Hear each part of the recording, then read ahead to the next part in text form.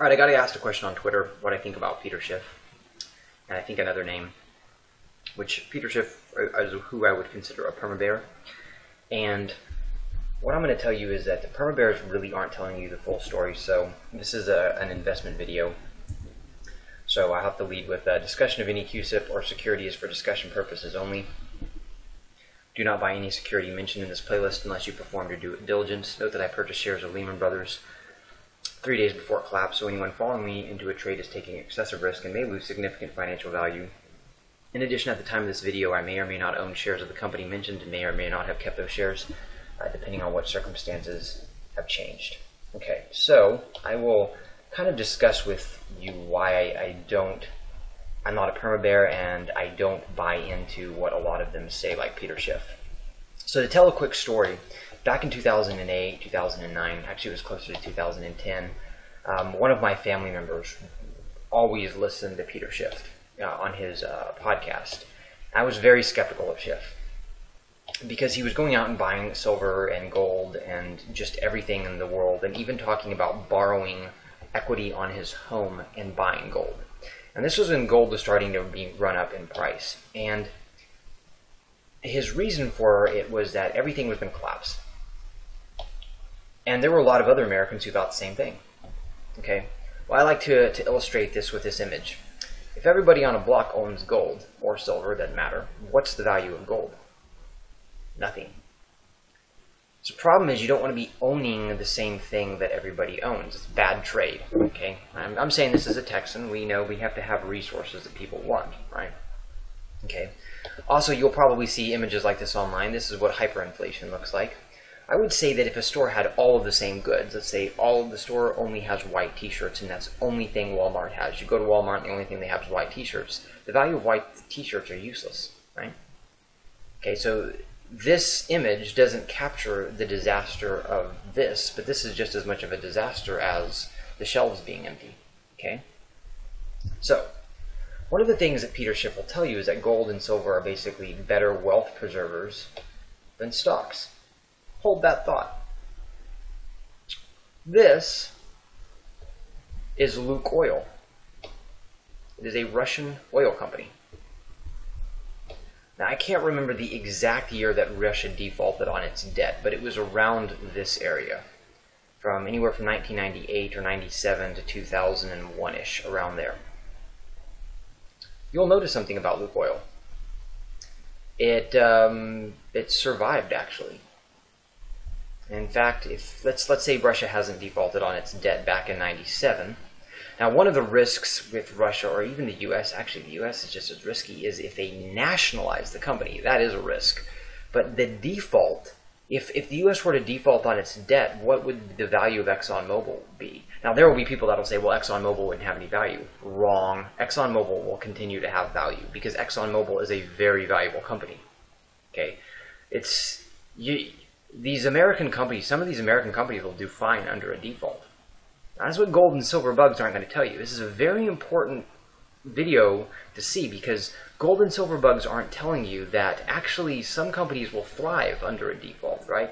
Now, in Lukoil's case, I wouldn't say that they thrived, but let's say you were buying them at about 21, 19, around here. All of a sudden, Russia defaults, so they're down to $3 and $2. Okay? Oh no, right? That's kind of problematic. Well, actually, this is a great buying time, right? Lukoil continued to pay dividends. Look at the price that people got it. And by the way, I know that with Yahoo, when they backdate it, a lot of times you can even see $1 a share. When they backdate it, you don't get to see that it probably was at $1 a share at several points here, down here, because they backdated on the basis of like a summary of that week.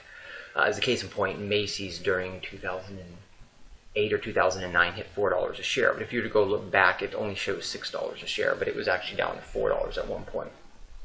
It was a really great buy in 2008, 2009. Well, if you look at what has happened to Lukoil, it's done well. So it's continued to pay dividends, and let's say somebody bought it at $2 a share, where would they have been during the big boom right here, right?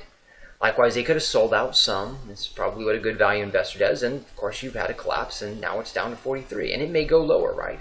If the Russian crisis continues to get worse, if oil prices continue to fall, it may go lower. That does not mean that as long as Russia doesn't nationalize this company has no value. In fact, I think this company right now is paying a 9% dividend, I think. I'm not sure. And they may cut it back. That makes sense.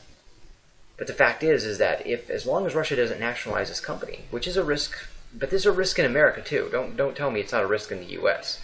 As long as they don't nationalize this company, how is this company going to go bankrupt if Russia goes bankrupt? It's not. It's going to be fine.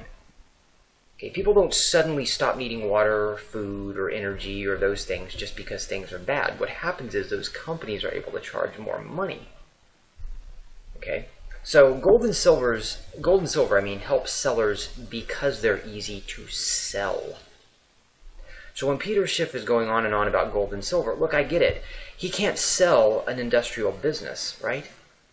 It doesn't make sense to buy gold and silver ultimately. It makes sense to own an industrial business. That's the business that will do the best during hyperinflation, even better than gold and silver.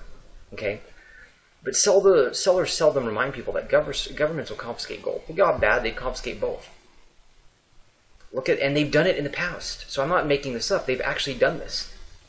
So, well, I own it in foreign governments. It doesn't matter. Everything's electronic nowadays. They can track where you're going with your money. Okay? They don't state that selling gold and silver itself is a hedge against and during hyperinflation. And then, of course, sellers don't understand your background. This is one of the warnings that I have. When people consult with me, one of the things that I look at is, well, where do you live?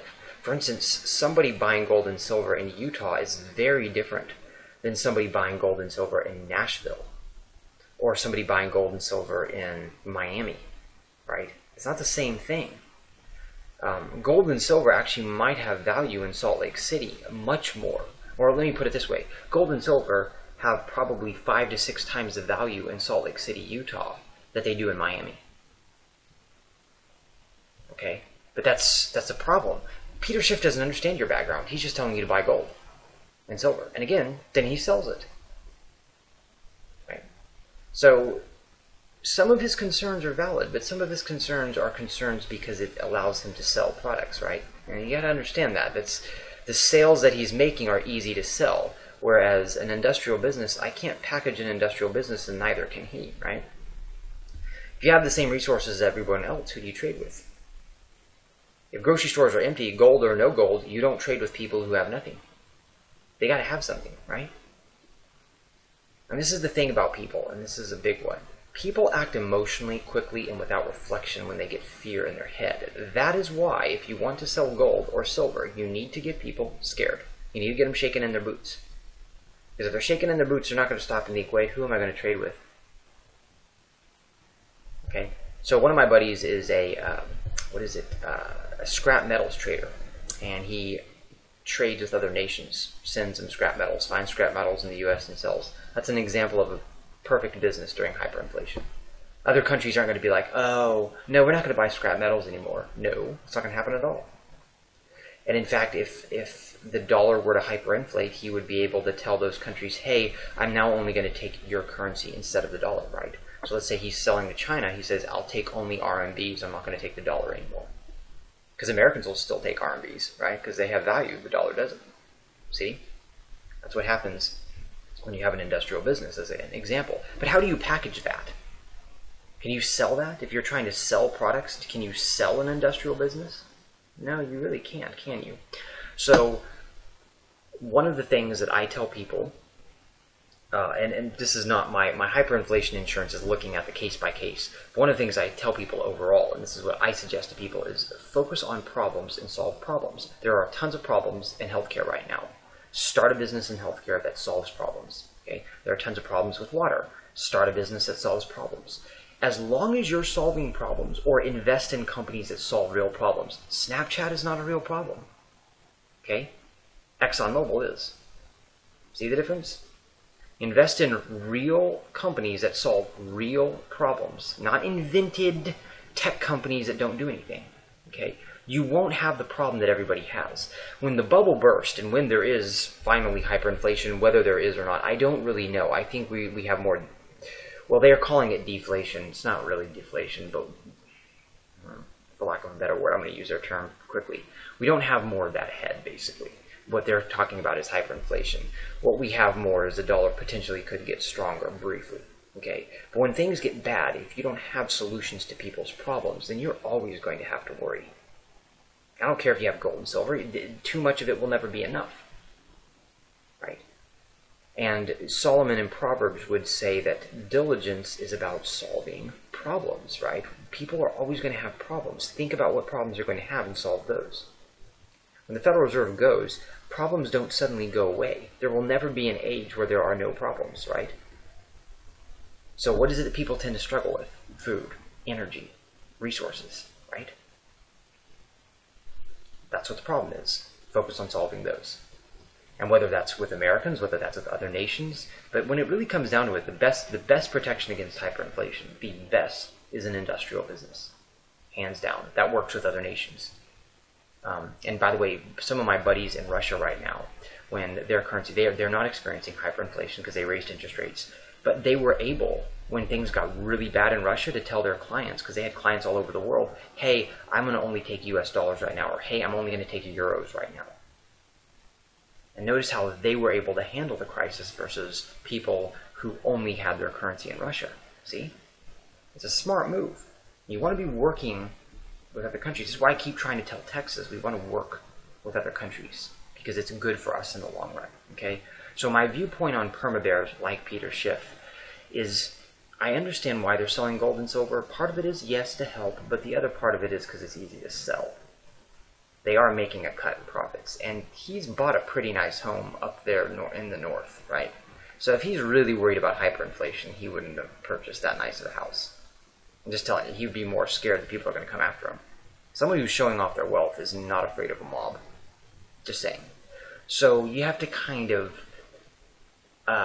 what's the word that I'm thinking? You kind of have to take them with a grain of salt. There's some value in what they're saying, but don't go crazy over what they're saying, okay? Watch what they do, don't necessarily listen to what they say.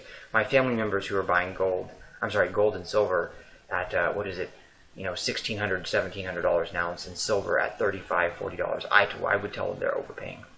And I think people are buying silver right now and gold, they may be overpaying still. There may be some more we have to go. The only thing I see that's underpriced as far as gold and silver are the miners. Remember, they own a lot of land. They're not going to become worthless overnight at all. So I wouldn't be buying gold and silver. And I didn't buy gold and silver then, and people thought I was crazy, and I've turned out to be right again. It's like Benjamin Graham said, find companies that produce value. Those are not going to go away just because a company defaults. You see Luke Oil survived fine. Okay, so you want to be looking for those companies that are going to do well during a default.